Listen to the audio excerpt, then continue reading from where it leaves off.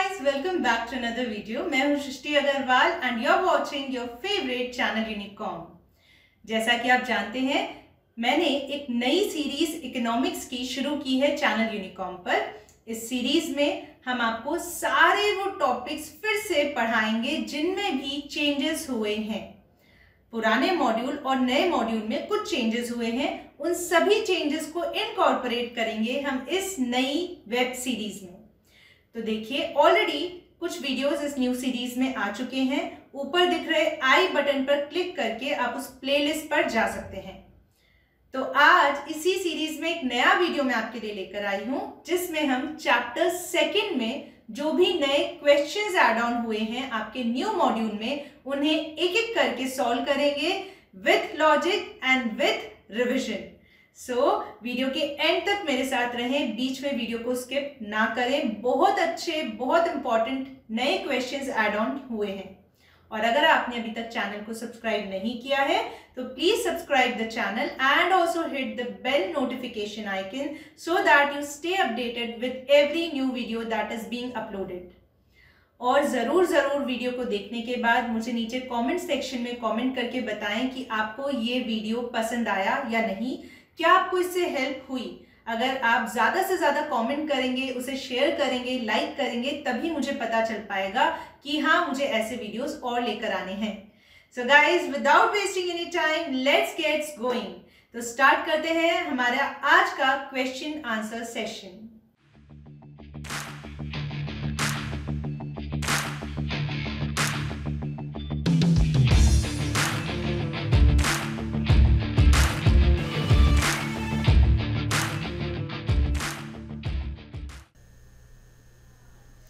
तो चलिए दोस्तों, शुरू करते हैं।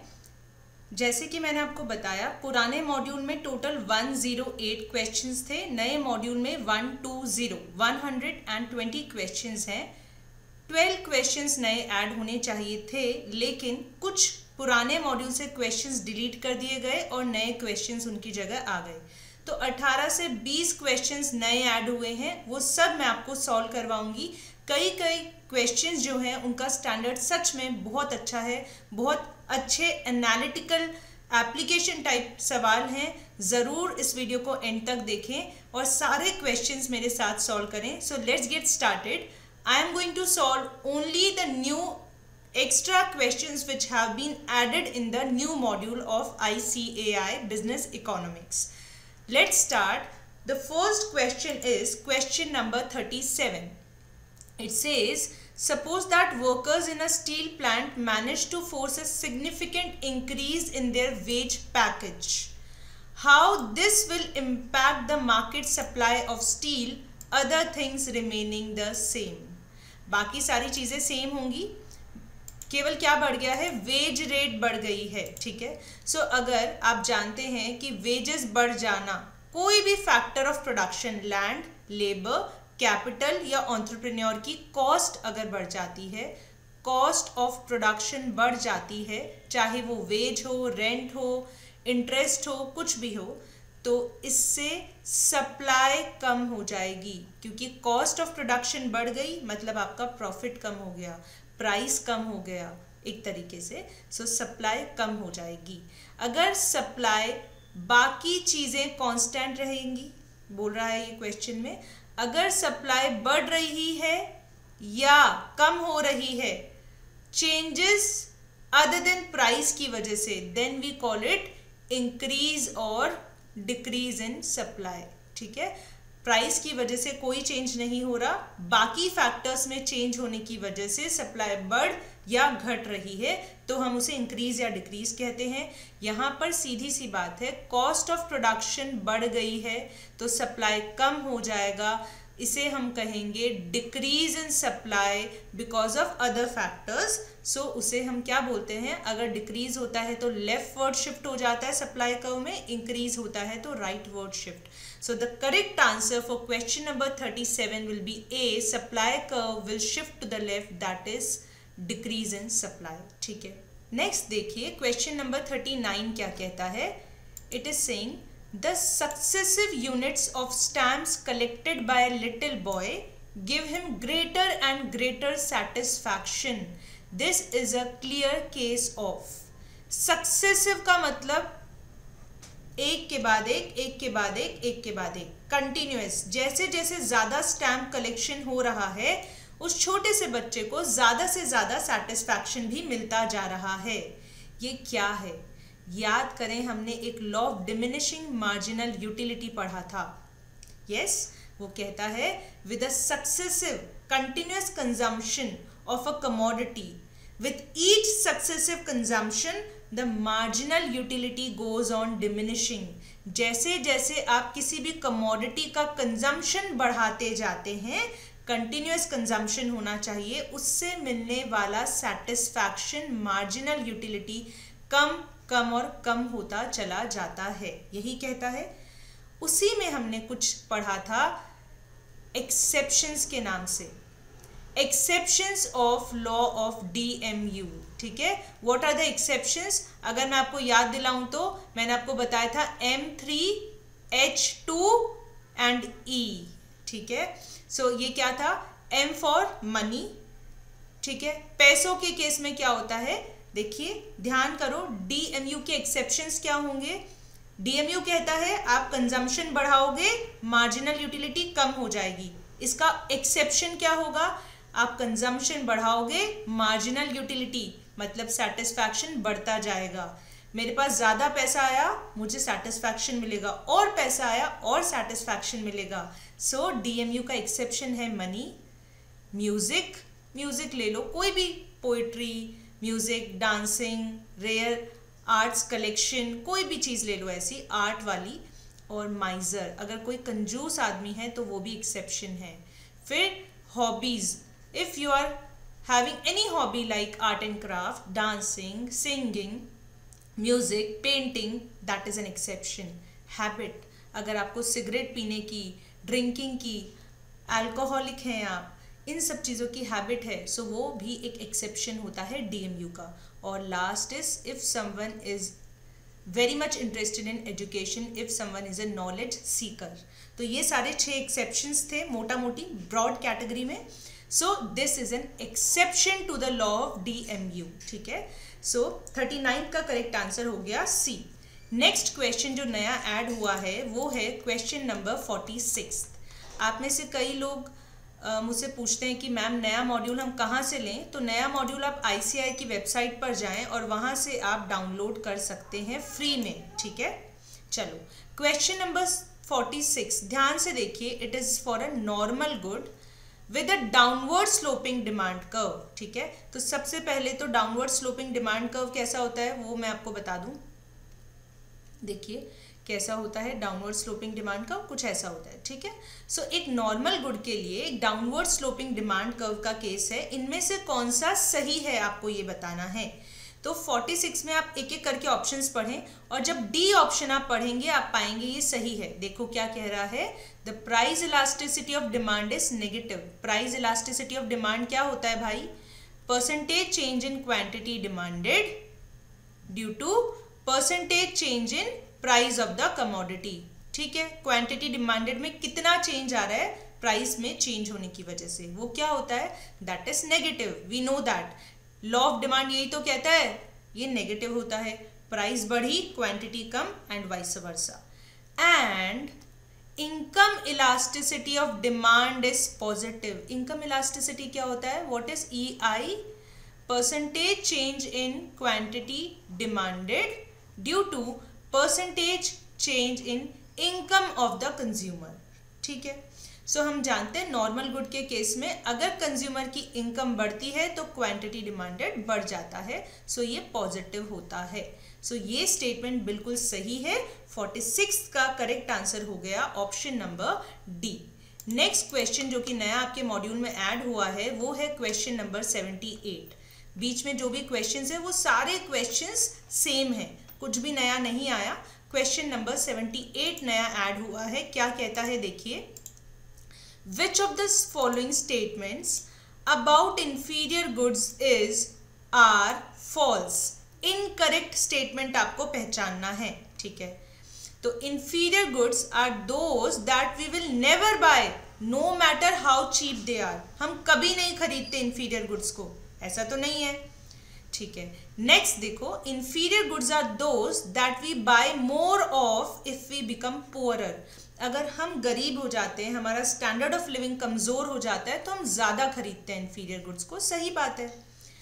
थर्ड देखो, inferior goods are those that we buy more of if we become richer. हम अमीर होने पर ज्यादा इंफीरियर गुड्स खरीदते हैं, गलत।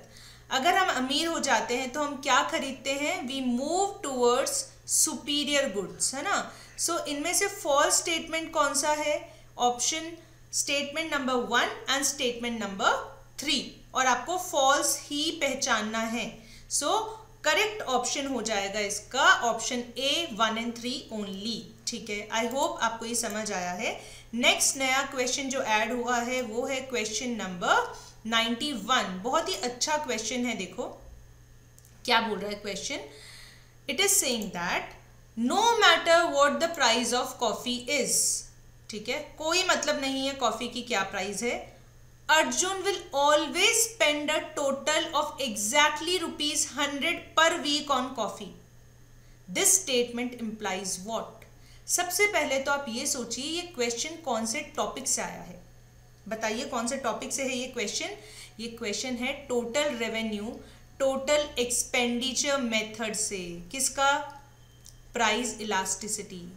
प्राइस इलास्टिसिटी और डिमांड इलास्टिसिटी के अलग अलग मेथड्स हमने पढ़े थे। अगर आपको उनमें कोई भी कंफ्यूजन है आप वीडियो देख सकते हैं, बहुत इजी लैंग्वेज में मैंने वीडियो समझाया है। देखो टीआर और टी मेथड, है ना, तो उसमें हमने देखा था अगर प्राइस बढ़ा और टोटल रेवेन्यू या टोटल एक्सपेंडिचर भी बढ़ गया, ठीक है, सेम डायरेक्शन में मूवमेंट हो रहा है, और या फिर प्राइस कम हुआ और टीआर टीई जो है वो भी कम हो गया, तो क्या होता है, डिमांड कैसी होती है, ये हमने पढ़ा था। डिमांड कैसी होगी, demand will be in elastic, ठीक है, ये हमने पढ़ा था। और अगर सेम डायरेक्शन में मूवमेंट है तब तो डिमांड इन इलास्टिक है। अगर मान लीजिए प्राइस तो बढ़ गई और टीआर और टीई कम हो गई, मतलब ओपोजिट डायरेक्शन में मूव हो रहे हैं दोनों, so demand will B elastic, है ना, ठीक है। एक और चीज हमने देखी थी, अगर प्राइस में चेंज हुआ, या चेंज कैसा हो सकता है, बढ़ भी सकती है प्राइस, कम भी हो सकती है, पर उसकी वजह से टोटल रेवेन्यू या टोटल एक्सपेंडिचर में कोई चेंज नहीं है, वो सेम रहते हैं, तब हम क्या बोलते हैं, यूनिटरी इलास्टिक होगा डिमांड, ठीक है। सो यहाँ पर देखो ये यही बोल रहा है, भले ही प्राइस कॉफी की कुछ भी हो, ज्यादा या कम कुछ भी हो, Arjun always spend a total of exactly ₹100 per week on coffee. हमेशा अर्जुन सेम एक्सपेंडिचर करते हैं कॉफी पर, ठीक है। सो it is a case of course it is a case of unitary elastic demand, ठीक है। बहुत अच्छा से एक टेबल बना के मैंने आपको दिया है, अगर आपने नहीं समझा अभी तक अब समझ लीजिए और भूलना मत। अगर देखो यहाँ पर देखो सेम डायरेक्शन में मूवमेंट हो रहा है, ये इंक्रीज ये इंक्रीज, ये डिक्रीज, तो इन इलास्टिक होता है डिमांड। और अगर ओपोजिट डायरेक्शन में मूवमेंट हो रहा है, प्राइस बढ़ रहा है टी कम हो रहा है, प्राइस कम हो रहा है और टी बढ़ रहा है, तो इलास्टिक होती है डिमांड। और अगर प्राइस के ऊपर नीचे होने की वजह से, जैसे इस केस में है अर्जुन के एग्जाम्पल में, कोई चेंज नहीं आ रहा, तो demand will be unitary elastic, okay. Next देखो क्वेश्चन नंबर 92, ये क्या कहता है, a firm learns that the own price elasticity of a product it manufactures is 3.5। खुद की प्राइस इलास्टिसिटी कितनी है, 3.5। What would be the correct action for this firm to take if it wishes to raise its total revenue? फिर से question कहाँ से आया है, सेम TR मेथड से, TR-TE method of price elasticity. क्या बोल रहा है देखो ध्यान से सुनो, फर्म जानता है उसकी प्राइस इलास्टिसिटी कैसी है, 3.5 है। क्या मैं कह सकती हूँ this is more than 1, means it is elastic demand case, yes. Firm चाहता है अपने टोटल रेवेन्यू को बढ़ाना, तो उसे क्या करना चाहिए। हम जानते हैं इलास्टिक जब डिमांड होती है तब क्या होता है, ओपोजिट डायरेक्शन में बिहेव करते हैं प्राइस और टीआर या टीई, है ना, ऐसा ही तो बिहेव करेंगे, प्राइस को कम करोगे तो टीआर बढ़ जाएगा, है ना। अब देखो फर्म क्या चाह रहा है, फर्म यही चाहता है कि उसका टोटल रेवेन्यू रेज हो जाए, बढ़ जाए। सो टोटल रेवेन्यू को अगर बढ़ाना है, इलास्टिसिटी तुम्हारी 3.5 है, मोर देन 1 है, तो आपको प्राइस को कम करना पड़ जाएगा। ठीक है, सो 92 का करेक्ट आंसर क्या होगा? It should lower the price because demand for the good is elastic. आपको कैसे पता चला इलास्टिक है? उसने खुद ने बोला है भाई 3.5, it means it is elastic more than 1। Alright, so correct option will be option number A, that is 92 का आंसर हो गया ए। नेक्स्ट देखो क्वेश्चन नंबर 95। क्या कहता है? कह रहा है given the following 4 possibilities which one will result in an increase in total expenditure of the consumer। Total expenditure बढ़ जाना चाहिए। फिर से इलास्टिसिटी में ही total revenue, total outlay method का क्वेश्चन है। देखो कहता है total expenditure will be raised, है ना। इनमें से कौन सी पॉसिबिलिटी टी को बढ़ा देगी? ठीक है, देखो डिमांड इज यूनिट इलास्टिक, तो हम जानते हैं टी में कोई फर्क नहीं पड़ता। ठीक है, demand is elastic, price rise. देखो प्राइस राइज हो रही है और डिमांड कैसी है? इलास्टिक है। अब आप बताओ, जब इलास्टिक होता है तब तो ऑपोजिट बिहेव होता है ना, तो प्राइस राइज होगी तो टी तो कम हो जाएगा ना। सो दिस इज रॉन्ग। फिर देखो demand is in elastic and price falls. अब प्राइस फॉल हो रहा है और डिमांड इन इलास्टिक है। जब डिमांड इन इलास्टिक होती है तब क्या होता है? सेम डायरेक्शन में मूवमेंट होता है प्राइस में और टोटल एक्सपेंडिचर में। सो अगर इन इलास्टिक डिमांड है और आपका प्राइस कम हो रहा है तो टीई भी आपका कम हो जाएगा, तो ये भी गलत आंसर हो गया। सो लास्ट ऑप्शन पढ़ो, demand is in elastic and price rise. हम जानते हैं क्या होता है? इन इलास्टिक डिमांड में क्या होता है? सेम डायरेक्शन में मूवमेंट होती है ना। तो कह रहा है प्राइस तो राइज हो रहा है और हम जानते हैं सेम डायरेक्शन में ही मूवमेंट होगा टीई का भी, क्योंकि डिमांड इन इलास्टिक है, मतलब टीई भी बढ़ जाएगा और आप वही तो चाहते हो टीई बढ़ जाए। सो करेक्ट ऑप्शन हो गया option number D. Alright, so question number 95 का करेक्ट आंसर हो गया डी। नेक्स्ट देखो क्वेश्चन नंबर 106। ये क्या कह रहा है? It is saying if the organisers of an upcoming cricket match decide to increase the ticket price in order to raise its revenues, what they have learned from past experience is। अब देखेंगे ये भी TRTE method का ही question है। किस तरीके से basic सी knowledge है जो आपको होनी चाहिए, उसको अप्लाई करके आप इन क्वेश्चंस को सॉल्व कर सकते हैं। ये कह रहा है जो मैच ऑर्गेनाइजर्स हैं वो टिकट की प्राइस को बढ़ाना चाह रहे हैं, प्राइस बढ़ाना चाह रहे हैं, और वो क्या चाहते हैं? They want to raise its revenues, मतलब आप टोटल रेवेन्यू को भी बढ़ाना चाह रहे हैं। अब बताओ क्या उन्होंने सीखा होगा पास्ट में, क्या सीखा होगा उन्होंने, वो ऐसा करेंगे। ठीक है, तो आप जानते हैं कि ये सेम डायरेक्शन में मूवमेंट हो रही है प्राइस और टीआर की। जब भी सेम डायरेक्शन में मूवमेंट होती है we know demand is inelastic. ठीक है, समझ आ गई बात। सो डिमांड इज इन इलास्टिक, वो आपको ढूंढना है। अब इन इलास्टिक डिमांड का डेफिनेशन क्या होता है? क्या होता है बताओ? Percentage change in quantity demanded is less than percentage change in price. ये आपको ढूंढना है, ये आप देखोगे, ये पढ़ो option B, percentage increase in ticket rates will always be greater then the percentage decrease in tickets sold. यही तो कह रहा है जो हमने लिखा यहाँ पर कि percentage increase in tickets rates, मतलब price will be greater than percentage fall in tickets sold, मतलब there is more impact, more change in price than change in demand. यही तो हम बोल रहे थे, percentage increase in demand is less than percentage increase in price. ठीक है, so this is your right answer. कितना घुमा फिरा के क्वेश्चंस दिए हुए हैं, पर आपको एक बेसिक नॉलेज होना चाहिए। वो नॉलेज क्या है? क्या पता होना चाहिए आपको? अगर प्राइस में इंक्रीज हो रहा है या डिक्रीज हो रहा है और टीआर भी उसके साथ साथ इंक्रीज या डिक्रीज हो रहा है, सेम डायरेक्शन में मूवमेंट है, तो डिमांड इज इनइलास्टिक। अगर ओपोजिट डायरेक्शन में बिहेव कर रहे हैं दोनों, कौन? प्राइस और टीआर या टीई, तो डिमांड इज इलास्टिक। और अगर प्राइस में चेंज हो रहा है ऊपर या नीचे पर टीआर आपका सेम है, तो डिमांड कैसा होगा, यूनिटरी इलास्टिक। ये याद रखना, आराम से क्वेश्चन सॉल्व हो जाएगा। नेक्स्ट देखिए क्वेश्चन नंबर 107 क्या बोलता है, data on production of vegetables for the past 2 years showed that, क्या दिखाया इन्होंने पास्ट 2 years में, there is a substantial decline in output of cabbage leading to lower supply into the market, which of the following can be the possible reason for the same.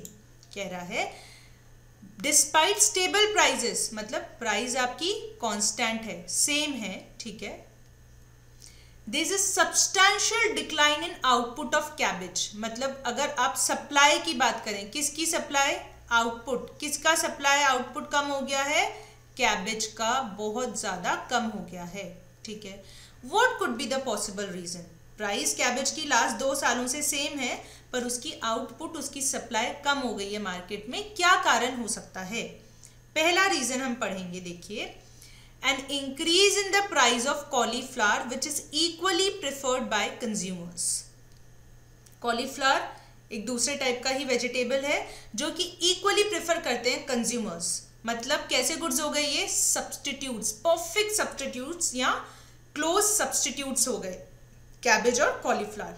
So cauliflower के price में rise हो गया था और consumers उसको equally prefer करते हैं। इससे क्या होगा, हमने पढ़ा है मॉड्यूल में फैक्टर्स अफेक्टिंग सप्लाई में, अगर मान लो एक लैंड है, एक पीस ऑफ लैंड है, उसमें यहाँ पर आप कैबेज ग्रो कर रहे थे, ठीक है, और यहाँ पर कॉलीफ्लावर ग्रो कर रहे थे। आपको जैसे ही पता चला कि कैबेज के प्राइस तो क्या है, सेम है, स्टेबल प्राइजेस है, बट कॉलीफ्लावर के प्राइजेस बढ़ गए, मार्केट प्राइस बढ़ गई, तो आप क्या करोगे, as a farmer, as a producer, you will increase this area, आप कॉलीफ्लावर ज्यादा एरिया में ग्रो करने लगोगे। Why, because increased prices means increased profits for you, है ना। So it is the right option. Cauliflower लोग ज्यादा पसंद कर रहे हैं, सेम तरीके से, है ना, जैसे कैबेज पसंद कर रहे थे उतना ही, और उसकी प्राइसेस बढ़ गई, तो आप एज अ प्रोड्यूसर क्या करोगे, अब कम कैबेज सप्लाई करोगे, कॉलीफ्लावर का सप्लाई बढ़ा दोगे। बाकी ऑप्शंस देखो, announcement of a subsidy by the government on vegetable production, अगर गवर्नमेंट सब्सिडी देगी वेजिटेबल प्रोडक्शन पे तो सप्लाई बढ़ जाएगा ना वेजिटेबल का, तो कैबेज का भी बढ़ जाना चाहिए था। फिर देखो, more farmers producing cabbage and increasing competition among them, अगर ज्यादा फार्मर्स कैबेज प्रोड्यूस करेंगे तो कैबेज का सप्लाई तो बढ़ जाना चाहिए था, पर क्वेश्चन में सप्लाई कम हो रहा है। फिर आगे देखो, a substantial decrease in the price of capsicum, price of capsicum has decreased, ठीक है, अगर कैप्सिकम का प्राइस डिक्रीज हो गया है, हम कुछ नहीं बोल सकते हैं कि उसकी क्या डिमांड है, कैसी कंज्यूमर्स की प्रेफरेंस है कैप्सिकम के लिए, तो ये तो इररिलेवेंट इंफॉर्मेशन है, तो इससे भी हम कुछ बोल नहीं सकते। सो ऑप्शन 107 में ए इज द राइट आंसर, ठीक है। आगे चलते हैं, देखिए क्वेश्चन नंबर 108 क्या कहता है, it is saying the following diagram shows the relationship between price of good X and the quantity demanded of good Y. What we infer from the diagram is, ठीक है। So it is saying कि इस diagram में good X का price है और quantity demanded है Y का, ठीक है। This is price of X and this is quantity demanded of Y, ठीक है। सो ये क्या बता रहा है, मुझे बताओ, ये जो ग्राफ ये आपको दिख रहा है, ये नेगेटिवली स्लोप्ड है या पॉजिटिवली स्लोप्ड है, ये बताओ। This graph is positively sloped, है ना, यहाँ पे देखो कैसे पता चलता है, ऐसा, है ना। अब अगर मैं इसकी प्राइस को कम कर दूं, है ना, तो यहाँ पर देखो इसकी क्वांटिटी डिमांडेड भी कम हो रही है, मतलब ये पॉजिटिवली स्लोप्ड ग्राफ है। दो गुड्स है ना, दोनों रिलेटेड हैं, एक ही ग्राफ पे ड्रॉ किया हुआ है और पॉजिटिव रिलेशन है उनके प्राइस के बीच और क्वांटिटी डिमांडेड ऑफ वाई के बीच, there is a positive relation. बताओ ये गुड्स कैसे होंगे, these goods are substitutes. Y, क्योंकि सब्स्टिट्यूट्स के ही बीच में क्रॉस इलास्टिसिटी पॉजिटिव होती है।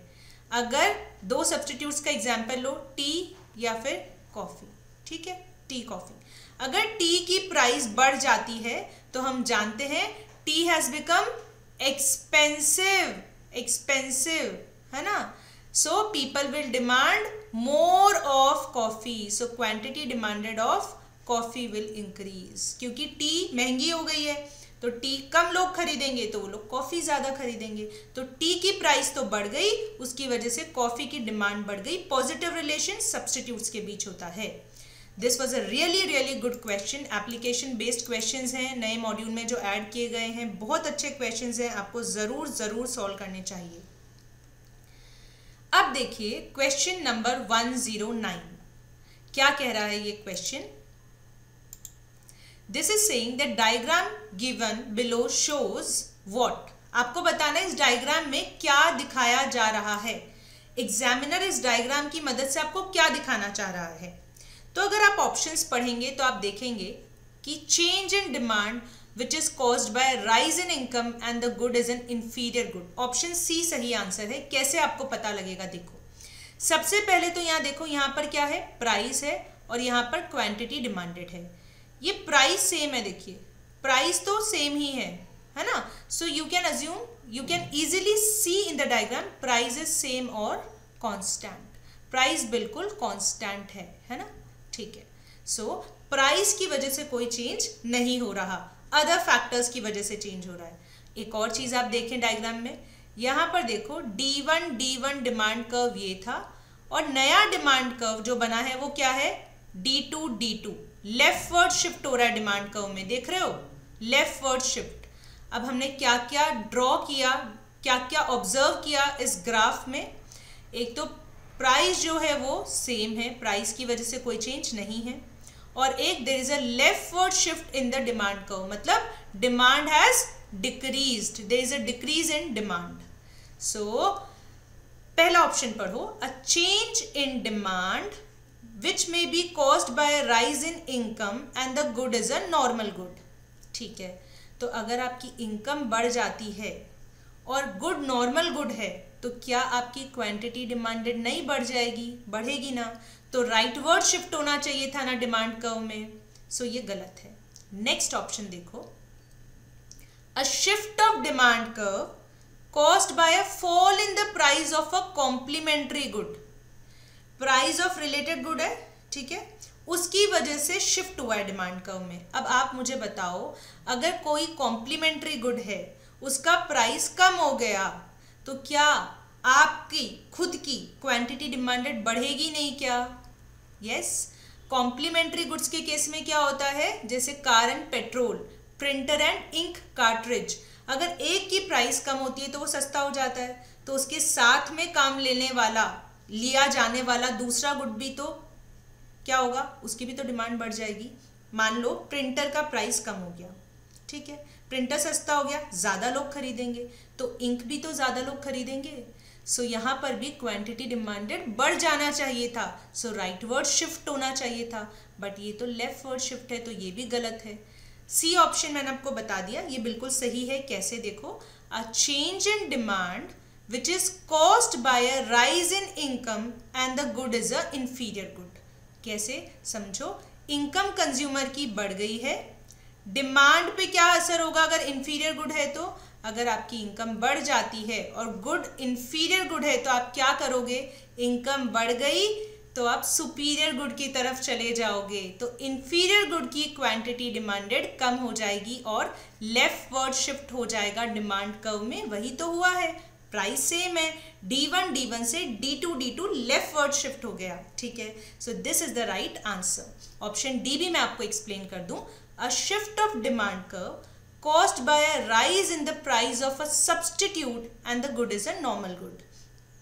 आप मुझे बताएं, अगर दो सब्स्टिट्यूट्स हैं जैसे टी और कॉफी, ठीक है, अब अगर मान लो सब्स्टिट्यूट जो है उसकी प्राइस राइज हो गई, प्राइस बढ़ गई कॉफी की, अगर सब्स्टिट्यूट की प्राइस बढ़ गई है तो आप क्या करेंगे, आप टी को ज़्यादा खरीदेंगे, टी की क्वांटिटी डिमांडेड बढ़ जाएगी। सो राइटवर्ड शिफ्ट होना चाहिए जब डिमांड बढ़ जाएगी, इंक्रीज इन डिमांड का केस होगा, बट यहाँ डायग्राम में लेफ्टवर्ड शिफ्ट है, so option D is also incorrect. So option C आपका सही करेक्ट आंसर हो गया। 109 क्वेश्चन का आंसर है सी। बहुत अच्छा दिमाग वाला क्वेश्चन था।